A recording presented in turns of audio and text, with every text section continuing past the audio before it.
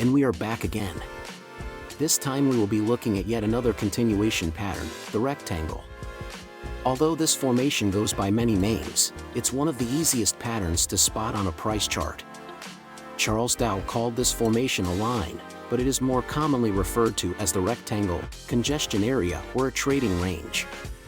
The formation is identified by prices moving sideways between two parallel horizontal lines.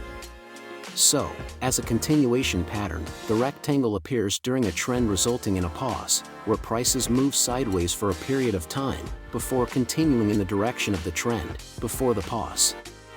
This pattern is considered to be completed when the price experiences a close outside the upper or lower line. If the price closes above the upper line, it is an indication that the trend will continue upwards, but if it closes below the bottom line, it is an indication that the trend will continue downwards. But volume patterns can be a good indicator here. If the bounces are on higher volume and the dips on lighter volume, that's most likely a continuation pattern to the upside. However, if the reverse happens, it may be the warning signs of a potential trend reversal.